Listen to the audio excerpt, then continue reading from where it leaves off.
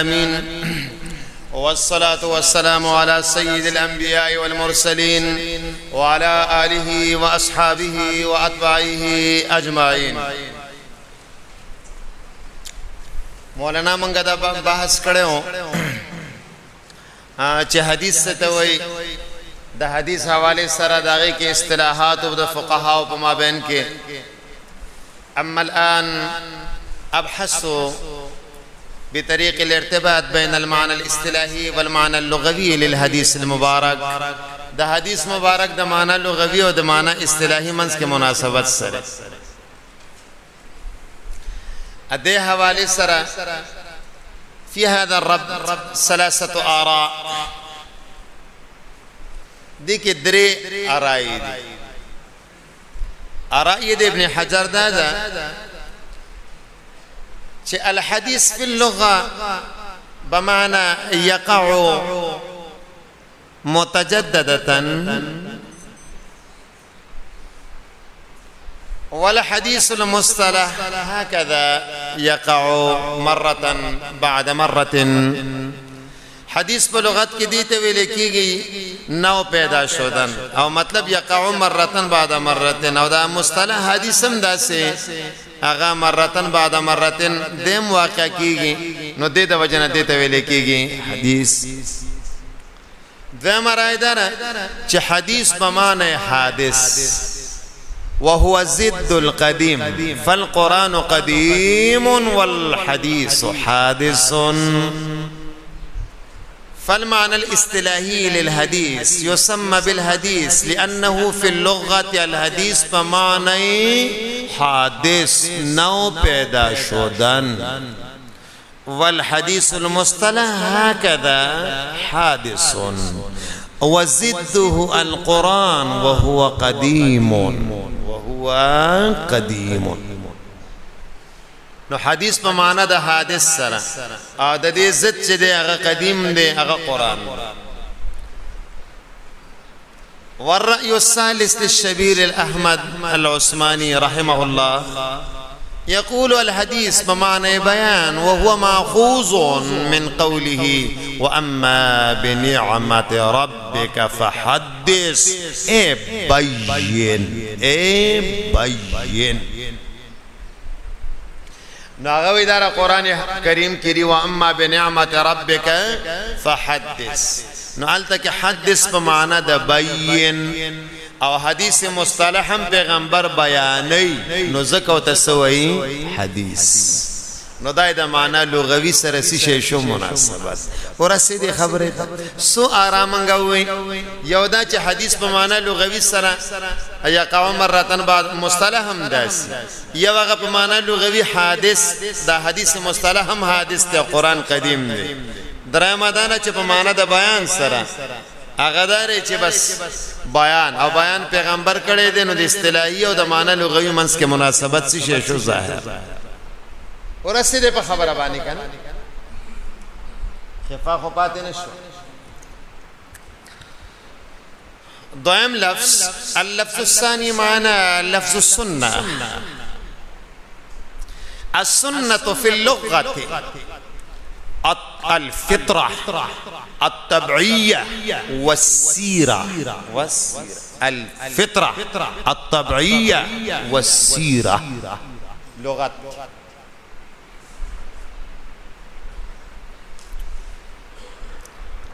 وبمعنى الطريق أيضا بمعنى السنة الفطرة الطبيعية السيرة والطريقة.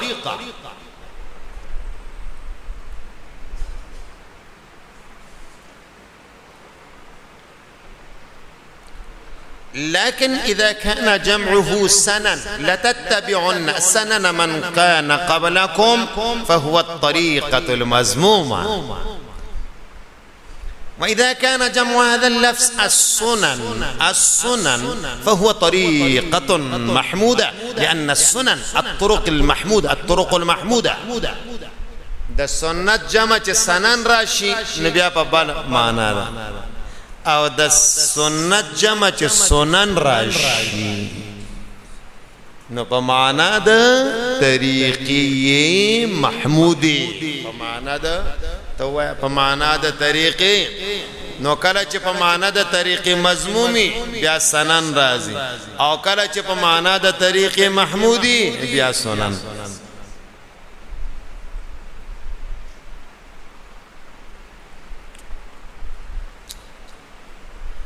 في لفظ السنة وفي إطلاق السنة اصطلاحات عديدة على ما يلي فانتظر إليها. فديك سي اصطلاحات. أول السنة مرادف للحديث المبارك بينهما ترادف بحت. المترادفين إذا كان معنى اللفظين واحد فهذا اللفظان المترادفان والترادف حق أيضا، كما أن الأسد والليس والزغروم والزغروم والحارس كلها أسماء للأسد. نو سنت أو حديث تدي ما بين كسر ترادف كان تدي ما بين كسي شيء منو منغا ترادف. ترادف دي ته و چې دوه لفظونه به متحد المعنا وي. نو بیا په سنت کې هم هغه تفصیلی چې کوم په حدیث کې ده. په حدیث کې یو خبره دا چې محدثین احادیث چاته وي. فالمحدثون يقولون ان الحديث عبارة عن اقوال رسول الله وافعاله وتقريراته واحواله. هكذا السنة عبارة عن أقوال رسول الله وأفعاله وتقريراته وأحواله. فهمتم مفهوم الكلام؟ بارك الله فيكم وفي علومكم وفي أنواركم وفي صدوركم. والثاني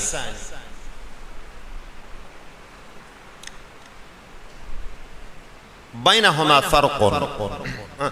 والثاني الاصطلاح الثاني اصطلاح الفقهاء. هم يقولون أن الحديث عبارة هم يقولون إن الحديث عبارة عن أقوال رسول الله وأفعاله فقط.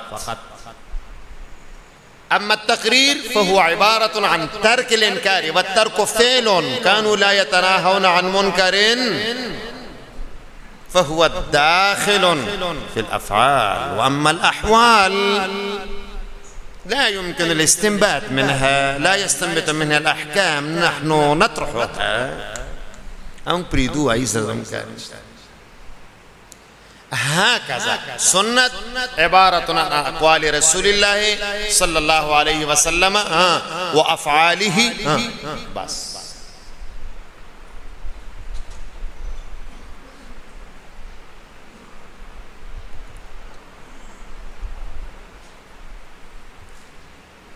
درهم اصطلاح دا چاوا صوفيا. حديث ما يزكي عبارة عن أحوال، فالسنة هكذا عبارة عن الأحوال.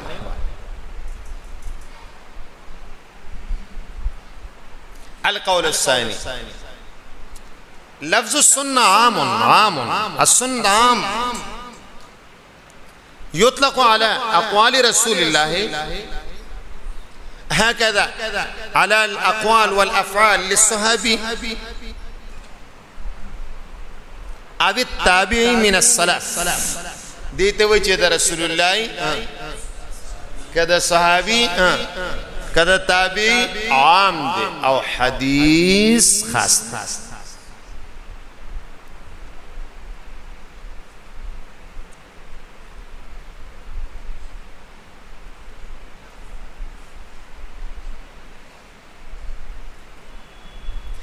القول الثالث درهم قول داره چې دا سنت نه دا مرتبه وسطانیه. ها هنا معنا مراتب مختلفة من الفرض والواجب، من الفرض والواجب والسنة والمستحب والمباح. فالسنة مرتبة وسطانية بين المرتبتين، في طرف المرتبان وفي طرف آخر المرتبان الأخرى. یو طرف کی دو مرتبی فرض او واجب، بل طرف تا مستحب نو دا مرتبه وسطانی باندې اطلاق کیږي. حاصل الكلام في القول الثالث السنة عبارة عن مرتبة من مراتب الأحكام. مرتبة من مراتب دا یو مرتبه د مراتب د چانه د احکام، دا یو مرتبه د مراتب د چانه د احکام. بس دی ته وی سنت اطلاق په دین کې.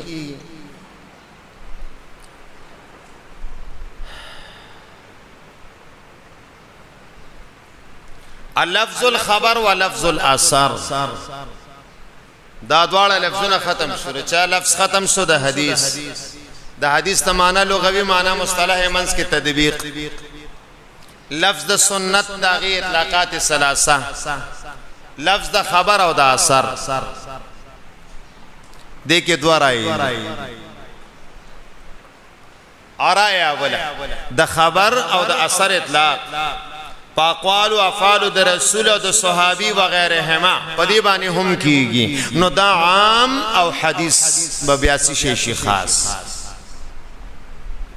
او یا د رسول الله صلی الله علیه وسلم نه علاوه د صحابه او تابعین په اقوال باندې اطلاق نبی ابي منس کې نسبت ته تباين شي. یا په منس کې نسبت د چا شي دا او خبر او اثر په یو معنا مستعمليږي. بس لاند خبر او اثر په چا باندې مستعمليږي په یو معنا. فائدہ لفظ الحديث في القرآن 23 مرتبة ولفظ الأحاديث في القرآن 5 مرات.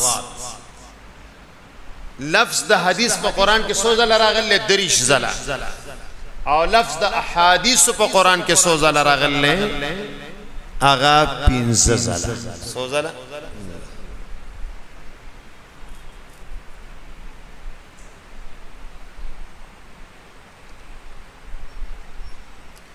البحث الثاني في التقسيم الضروري للحديث.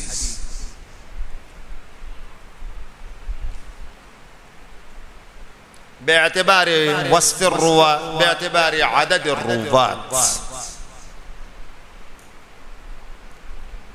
تقسیم ضروری په حدیث کې په اعتبار د و تعداد د چا سره د روات سره. الحديث في هذه المرتبة منقسمة إلى قسمين. أولا الخبر المتواتر والخبر الواحد. يو خبر متواتري او بل خبر واحد. خبر متواتر دیتے ہوئے ما رواه جمع کثیر بحیث لا يتصور تواطؤهم على الكذب ويكون منتهى امره حسيا. ويكون منتهى امره هو ما رواه جمع كثير وعدد كثير بحيث لا يتصور تواطؤهم على الكذب ويكون منتهى امره حسيا. خبر متواتر هغه خبر ته وای چرا نقل کړي عدد کثیر او جمع کثیر په داسې حیثیت چې عقل دا جایز نه غني چې دی به دروغ ویلي. په داسې حیثیت چې عقل جایز نه غني چې دی به څه ویلي دا. او منتها د امر د خبر متواتر هغه به امر سی شی حسی لکه پستر گو چوتا ګور. مثلا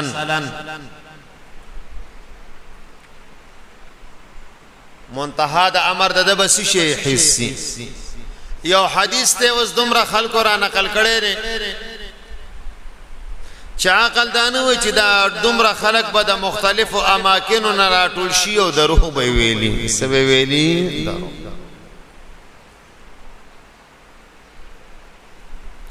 مثلا قال الله عز وجل في القرآن: ألم تر كيف فعل ربك بأصحاب الفيل؟ ألم تر كيف فعل ربك بأصحاب ألم تبصر ما فعل ربك بأصحاب الفيل؟ انظروا، قال الله عز وجل لرسوله والحال أن واقعة أصحاب الفيل كانت قبل النبي صلى الله عليه وسلم، لكن هذه الواقعة قد نقلت من رجل إلى رجل، ومن طائفة إلى طائفة، ومن جماعة إلى جماعة، إلى أذني رسول الله صلى الله عليه وسلم، فعبر عنه تعالى بقوله: ألم تر كيف فعل ربك؟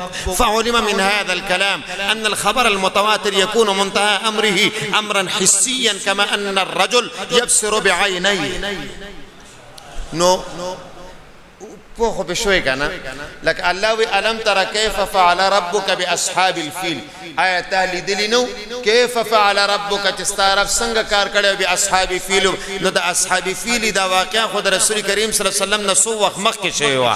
بیام الله تعالی تو ألم ترى كيف، نو معلومه شو چې کما خبره په خبره متواتر سره د سړي غوګونو ترا نقلی، کما خبره چې په طریقې د خبره متواتر هغه د غوګونو ترا رسیدلی، کوم ځای ترا رسیدلی هغه دا سیله کسنګ چې ته ګوري او شیتا څنګه چې ته مثلا البغداد موجودن دا خبره مونږ ته رسیدل او په طریقې د تواتر، نو دا سیده لکه چې شهزاد مولانا ته ګورم د سیده دا د رؤیت مسه ويكون منتهى امره حسيه ورسیده کنه.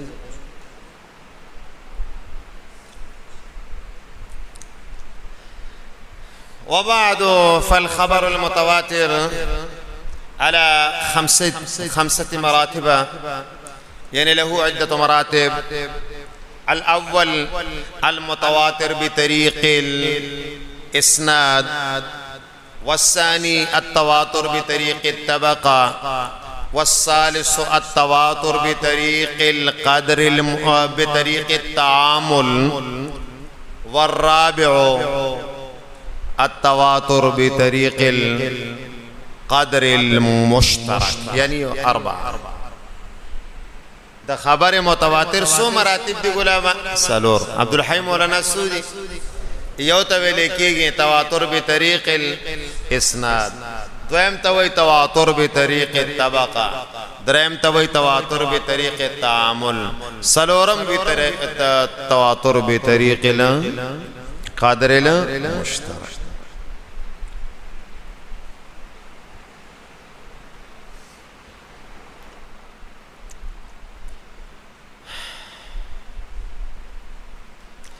أما التواتر بطريق الإسناد هو ما رواه عدد كثير، لكن تعيين عدده معلوم بأن رواه مئون آلاف 100 90 80 وغير ذلك. مثلا قال النبي صلى الله عليه وسلم: من كذب علي متعمدا فليتبوأ مقعده من النار، أو كما قال رسول الله صلى الله عليه وسلم. فهذا الحديث يكون من المتواتر ومن المرتبة الأولى، يعني التواتر بطريق الطبقة. هذه الرواية قد رواه 62 رجلا، فالعدد معلوم، وفي كل قرن، يعني القرن الأولى والثاني والثالث رواه جمع كثير، مثلا 62 دمرة كسانو رانا خلق عدد معلوم، عدد سر. فجائز لنا أن نقول هذا الحديث من المتواتر ومن المرتبة الأولى، يعني التواتر بطريق الإسناد هذا حديث متواتر بطريق الإسناد. نحن جازمون ومعترفون ونحن مطمئنون بأن هذا الحديث متواتر والتواتر بطريق الإسناد موجود في هذا الحديث. وكما أن البخاري وصل إلينا وتلاميذ البخاري 90,000 وبعد قد نقل عنه جمع كثير إلى يومنا هذا. لقد بخاري من ترى نقل شير بطريقه تواتر دا خپل تلاميذ 90,000 کسان خواغو او بیا 90,000 ګوره عدد معلوم دی. عدد څه شی معلوم، بس چکل عدد معلوم نو دا متواتر بمتواتر بطريق السی شی اسناد.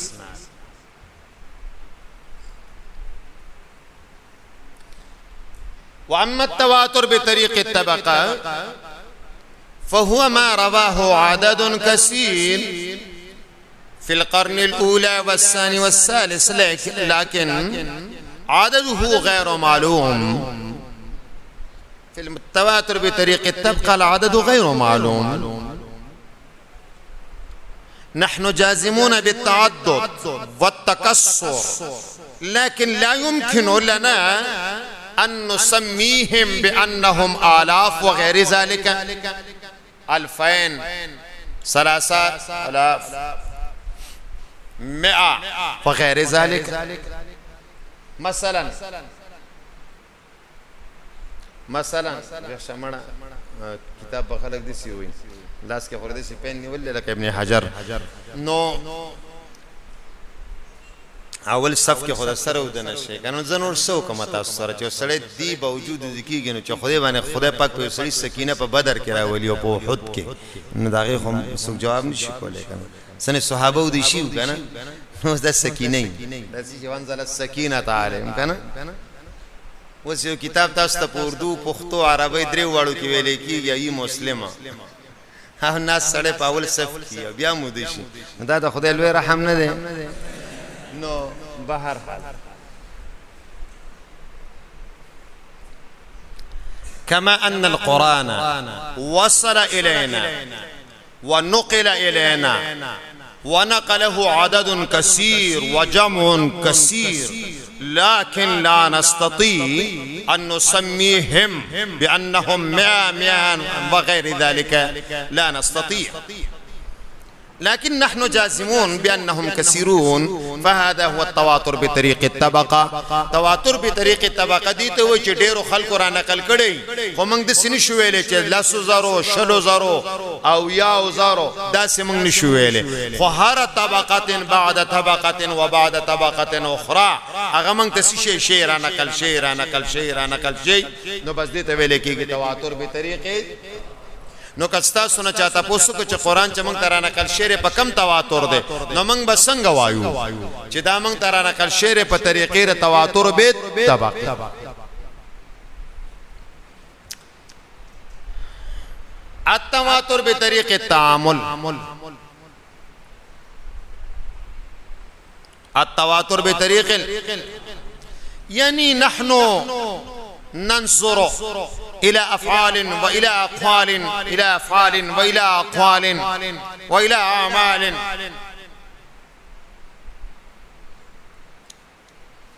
مرة بعد مرة في كل طبقة وفي كل قرن. فهذا هو التواتر بطريق التعامل. تواتر بطريق التعامل دي ته ویل کیږي چې بس افعال او صافال اعمال هغه موږ هم دا مالی ګورو تعامل د امت بغیر رواني خلک کوي د څه وایي صحیح کوي خلک کوي نو لکه ترک رفع د څه سوال لاونه کې چې ترک ادمي دی ترک ماته ته ویل چې ترک ادمي نه دی ترک وجودي دی ګوره ٹھیک شو کنه یو ادمي یو ترک دی منځ کې فرق دی کله نه درځي بیا توضیح وایي ٹھیک شو او یا لکا شل رکعات تراوی اوس تعامل د امت په دی باندې دینو یا لکا اعداد د رکعات اعداد د چا د رکعات یا لکا هيئات د رکعات نو دا ټول امور دا سری چې دا موږ ته را نقل شيري من رسول الله صلی الله علیه وسلم الى یومنا هذا الى یومنا تر اوسه پورې دا سیدی بس دي ته وي تواتر به طریق التعامل چې تعامل د امت پاګې باندې سي تعامل سلورم تواتر به طریق القدر المشترک التواتر بطريق القدر المشترك هو عبارة عن واقعات جزئية فجزئية قد نقلت إلينا ويكون قدر مشتركه أمرا واحدا هغه واقعات جزئیات وای چې یک بعد دیگره جزئیات موږ تر رسیدلی خود هغه واقع جزئی خو متواتر نه ده هغه یوا خو هغه ټول چې راغونډای نو هغه په یو معنی دلالت کوي په چا معنی دلالت کوي كالشجاعة علي رضي الله تعالى عنه أن عليا رضي الله تعالى عنه كان شجاعا ولشجاعته واقعات جزئية فجزئية لكن تلك الجزئيات كلها مشتركة في أن له شجاعة دايدا بارسي شو بهادري يا كجود حاتم الطائين جود حاتم طائي نګورا یو کس نو واقع را نقل د بل نه دا یو متواتر نه خود هغه ټول چې را ټول کې واقعات جزئیه هم داغه معال یو دی چې هغه داغه سخاوت هغه داغه سره د حاتم طائي داغه سشه سخاوت نو هغه چې کوم واقعات را نقل لمنګ نو اره واقع اگر که په طریقې رچا سره نه دا سړی را پاسه نو تاسو بیا چې یو ته وایم نو هغه بل مود شي ولې دوه ودی کنه یو د ته ځم بل ودره پاسه نو هغه سړی سي پټکری تړل نه مطلب دا چې تاسو دې ټیم کې بس سوچ کای خدای خبر ده تا سقبیح سوچ کا خو سوچته کوم د سوچ بدسي والله کدی ویلم شي چې ما بس زکه چې یا خو دې خپل سوچ تم سوچ نو د دومره مستغرق چاغه خپل سوچ تم شي نو نو د دې د وجنه دی وخت کې اوایل دي کنه لکه سوچ کوي تاسو کنه جی سبق ته چم سوچ لکه واقعات هغه واقعات جزئیه ده چا هغه د حاتم طائي هغه ټول واقعات جزئیه نه دي هغه چې ټول را ټول کې ټول نو داغي معال تقریبا هم دغه یو جوړیږي چې هغه سشي او سخي او د حضرت علي رضی الله تعالی عنہ هغه واقعات جزئیه چې ټول را ټول شي نو ټول په دې باندې دلالت کوي چې هغه سشي او د دې خبر متواتر نه بغیر اخبار احد خبر واحد یو خبر مشهور دی چې هغه ډیرو خلکو را نقل کړي لکن لم يكن عدده كخبر المتواتر یو پکې ته عزیز دی هغه اسنین عن اسنین ایو پکې ته غریب دی چې داغي کې یو قرن کې په تفرد راغلی دی شخص واحد د شخص لکه انما الاعمال بالنیات غریب دی دا حضرت عمر رضی الله تعالی عنہ دا حدیث شه دی غریب فالخبر المتواتر مقابله الاخبار الاحاد الأخبار الآحاد جمع ومفرد والخبر الواحد على 3 أقسام من المشهور والعزيز والغريب أما المشهور فهما رواه جمع كثير لكن لم يكن تعداده وكثرته مثل خبر المتواتر فهذا يسمى بالخبر المشهور وأما العزيز فهو رواية اثنين عن اثنين في 3 طبقات الاسناد وأما الخبر الغريب ما يتفرد به شخص واحد في أي مرتبة من المراتب الثلاثة فهو يسمى بالغريب فالخبر الواحد منقسم إلى 3 أقسام من المشهور والعزيز والغريب بدأ أخبار أحد خبر الواحد ده خبر واحد د منلو د پاره یعنی للعمل بخبر الواحد شروط 8 الأول في نفس الخبر والثاني في المخبر وفي الراوي. الأول في أو الثاني في المخبر. المخبر أعني الراوي. أما الأول ألا يكون مخالفا لكتاب الله عز وجل. تفهمون؟ دا یو ټکی خو یاد درځي کنه دا خو درځي کنه دا شو کړ دینو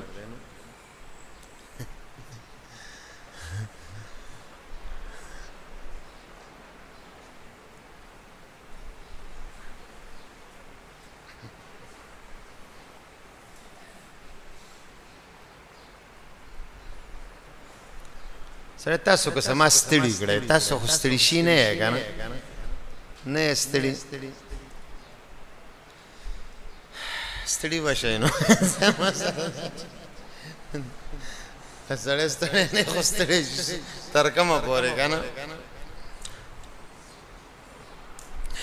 ماهرین وای چې څوک سبق اوري او څوک وای د دې په منځ کې نسبت د 1/7 سو ده یعنی و مرتبه کې د دې ماخ او یو مرتبه کې اغه سامع استاسو کې بازي مرګري دي ان شاء الله دی یو مرتبه کې هم نه خوري ولکه اغه مرګره چې هغه سبق ته غوږی خي ودنی کنه او سبق ته سي خي غوږ القسمع وهو شهید ناس دي نه ده په 1/7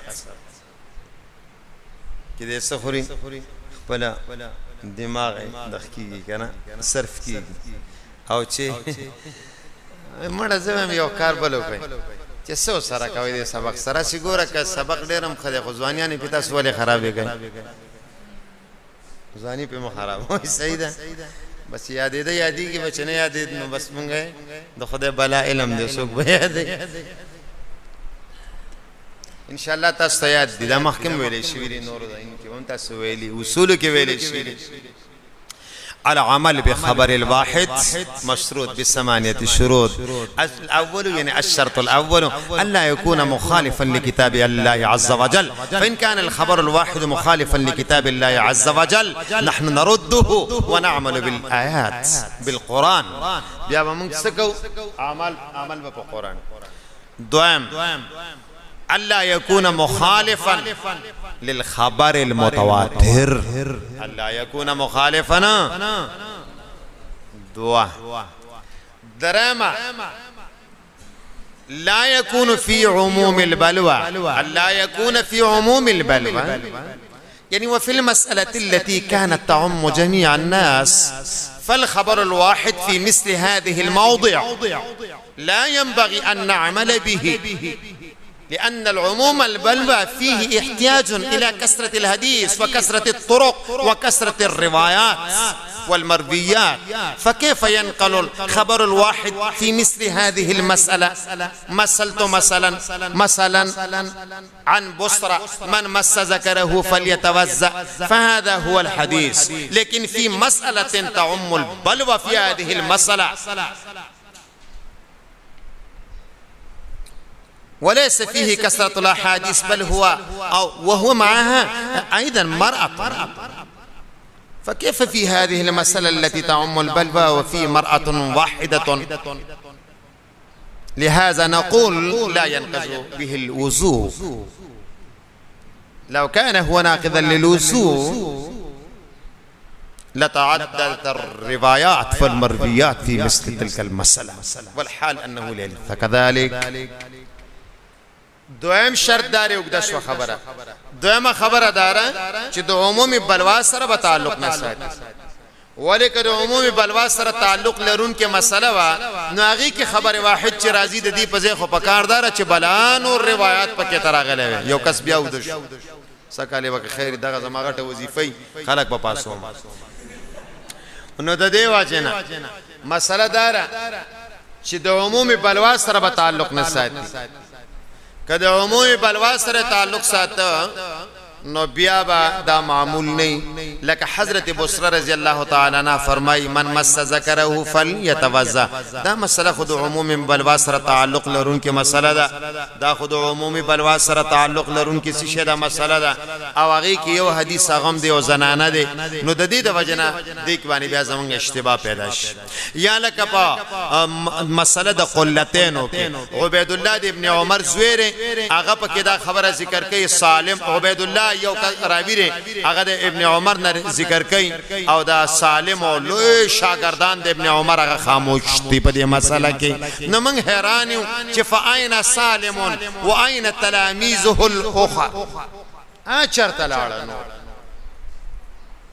دا سو شرط شو پر درې سلورم شرط پکې دار چې داسې بنئ چې په موضوع د احتجاج کې پیچا حجت نه نیولې څنګه داسې بنئ چې په موضوع د پیچا حجت نه نیولې داسې بنئ چې په موضوع د چا کې الکه دا ټیمونه زمونږ غوړې د خوي د سنې چې موږ د چا ټیم واخلو چې په موضوع د احتجاج کې او پیچا سني چې چا په حجت په نیول پکار دي که په نو نیولې مونږ بیا پریدو لکه مثال په تور باندې خلافت لعلی الخلافه لعلی بعدی زمان رستو بخلافت تعالی نو صحابه چې اختلاف راغی د مهاجرینو د انصارو په بنی ساعده کې هلته خو یو قسم دا روایت پیش نه کچې علی به خلیفہ زمان رستو نو پته ولګیدل چې داسي شعر ټیک شو جی او چې پر راوی کې نو راوی عادل پکار دی